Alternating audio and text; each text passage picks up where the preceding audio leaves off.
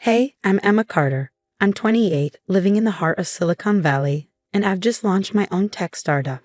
Life's pretty good right now, but let me tell you, it wasn't always this smooth. I had to scale a lot of mountains to get here. It all started when I was 10. My mom remarried, and I suddenly had a new stepsister, Vanessa. She was 12, and well, we didn't exactly hit it off. "You think you're so smart, don't you?" She'd sneer whenever I aced a test. I'd shrug and say, "It's not about being smart. I just love learning." But Vanessa never understood that. She was always trying to one-up me, constantly jealous of any attention I got. Honestly, it was exhausting. Fast forward to college. I was thriving in computer science, absolutely loving it. Meanwhile, Vanessa, she dropped out after just one semester. "College is for losers," she told me once. "I'm going to be an entrepreneur." I just nodded and went back to my coding. Little did I know how her attitude would come back to haunt me. 3 years ago, everything flipped upside down. Vanessa accused me of stealing her boyfriend, someone I had zero interest in. "You've always been jealous of me," she screamed. "You can't stand to see me happy." I tried to reason with her. "Vanessa, I didn't steal anyone. I don't even know your ex," but she wasn't hearing it. Next thing I know, she's accusing me of assault. Yeah, you heard that right. Me, the girl who apologizes to furniture when I bump into it. The trial was a nightmare. Vanessa convinced our dad and others to testify against me. I sat there, watching my family tear me apart, feeling like I was trapped in some bizarre alternate reality. "Emma has always been unstable," my stepdad said on the stand. "We've been worried about her for years." I wanted to scream. Instead, I gripped the edge of my seat and forced myself to stay calm. In the end, I was slapped with a suspended sentence and community service for something I didn't do. It felt like a cruel joke, except no one was laughing. But that moment changed me. I decided this wasn't going to break me. Nope. I'd use it as fuel. I threw myself into my work, nights, weekends, holidays. Coding, planning, dreaming. And 2 years later, Innovate Tech was born. Now my company's worth $50 million. Not too bad, right? Let me tell you, success really is the best revenge. Every time I see my company's name in the news, I think about Vanessa and everyone who doubted me. Emma Carter, Silicon Valley's rising star, one headline read. I clicked it out and framed it, not to boast, but to remind myself how far I've come. Just as I'm reviewing some new code in my office, my assistant buzzes in. "Ms. Carter, someone's here to see you." She says she's family. My stomach drops. I already know who it is. "Send her in," I say, bracing myself. And there she is, Vanessa. She looks like she just walked out of a discount fashion magazine, but with the same smug smile from our childhood. "Emma, little sis, look at you, all grown up and successful." I stand, keeping my desk between us. "Vanessa, what do you want?" She saunters in, running her fingers along my bookshelf. "What, I can't visit my sister? I've changed, Emma. I want to make amends." I snort. "Amends? After everything you did to me? That's rich." For a moment, her face softens, and I almost believe her. Almost. I know I was terrible, but I've learned a lot since then. I've even got business experience now. "Really?" I raise an eyebrow. "And what kind of business experience would that be?" Her eyes light up. "I've been involved in several multi-level marketing ventures, very exclusive stuff, and well, that's why I'm here." Here it comes. I brace myself. "I want you to hire me as your CEO." I burst out laughing. "I can't help it. You're joking, right? This is a prank." Her face darkens. "I'm serious, Emma. I have skills you need, and don't you think you owe me?" I blink, stunned. "Owe you? Owe you for what?" The false accusation. The trial? Turning our family against me? She waves her hand dismissively. "Water under the bridge. But think about it. Having me here could really boost your image. Family reconciliation. Second chances. The press would eat it up." I shake my head in disbelief. "Vanessa, there's no way in hell I'm hiring you. For anything. Let alone as CEO. You need to leave. Now." Her eyes narrow. "You might want to reconsider, sis. I've got some information. Stuff that could really hurt your precious company if it got out." My blood runs cold. "Are you blackmailing me?" She shrugs, casually inspecting her nails. "Call it what you want. But think it over. I'll be in touch." She saunters out, leaving me shell-shocked. I sink into my chair, my mind racing. What could she possibly have on me? And how far would she go to get what she wants? My phone buzzes, a text from an unknown number. Tick-tock, sis, time's running out. I stare at the message, a mix of anger and fear twisting in my gut. This isn't over, not by a long shot. Vanessa might think she has the upper hand, but she's forgotten one crucial thing. I'm not the same scared girl I was 3 years ago. I'm Emma Carter, CEO of Innovate Tech, and I don't go down without a fight. After Vanessa's little surprise visit, I knew I had to act fast. Something wasn't adding up, and I was determined to figure out her angle. I called an emergency meeting with my most trusted team members. The tension was thick as I paced the conference room. "We've got a situation," I announced. "What's up, Emma?" Tyler, my head of security, asked, his expression sharp. I took a deep breath. My stepsister showed up today. She's demanding to be made CEO. And she's hinting at blackmail. Gasps echoed around the room. Sarah, my CFO, leaned forward, eyes wide. "That's insane. What could she possibly have on you?" "That's what we need to figure out," I replied. "I need you all to dig deep. Financial records, social media, anything you can find on Vanessa and my ex-stepdad Robert. There has to be a reason they're targeting us now." For the next few days, we worked nonstop.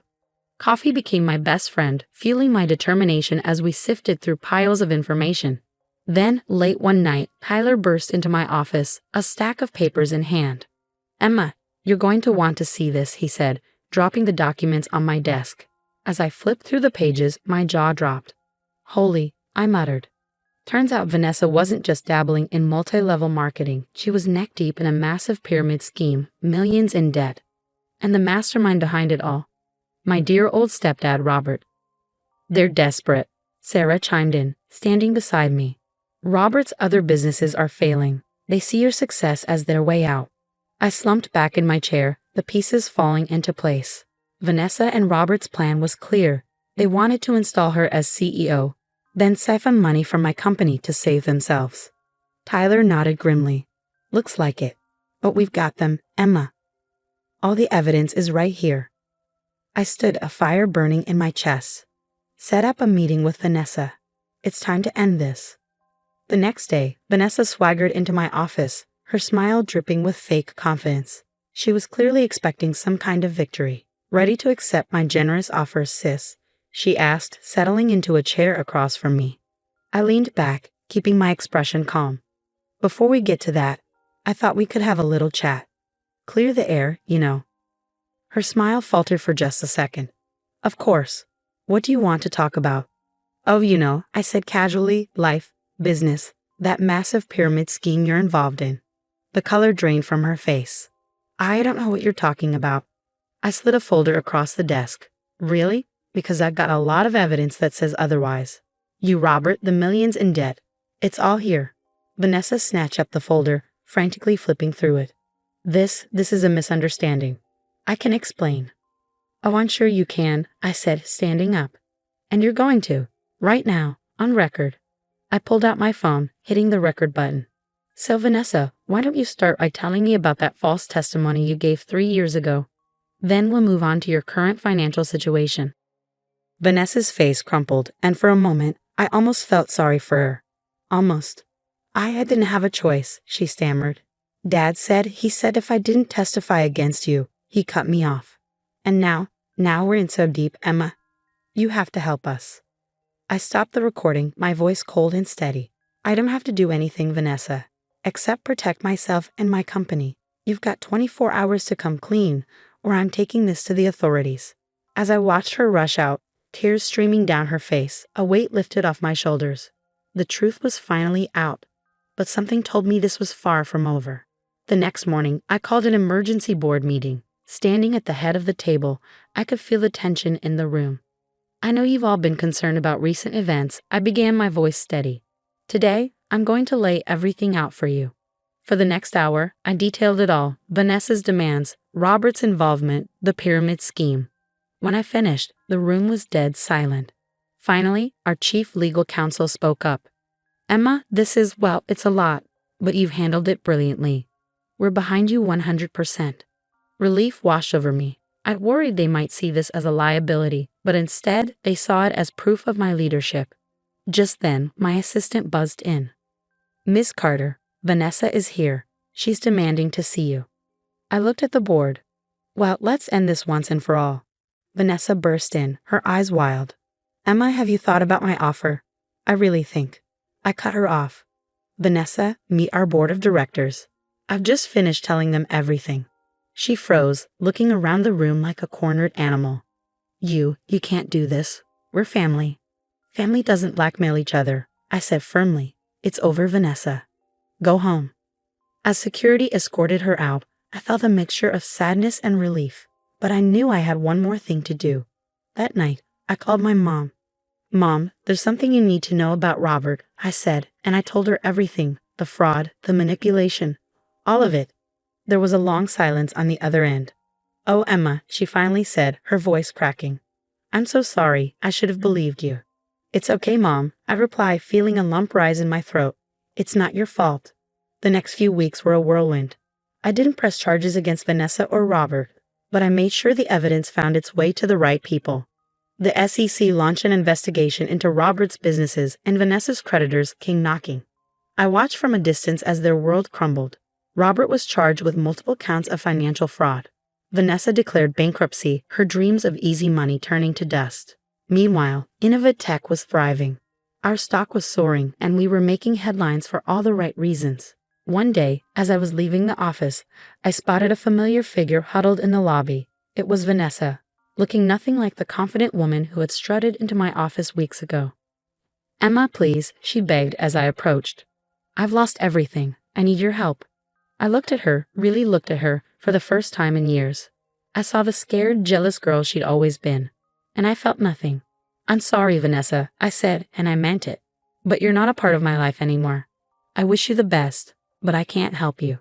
As I walked away, I felt a chapter of my life closing. The weight of the past, the pain of betrayal, it all fell away. I was free.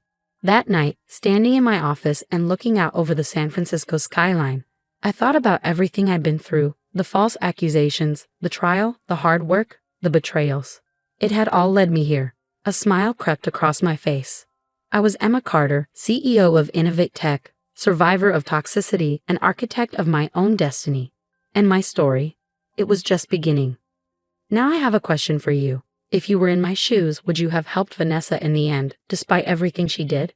Or do you believe that cutting toxic people out completely is the only way to truly move forward? Share your thoughts in the comments below.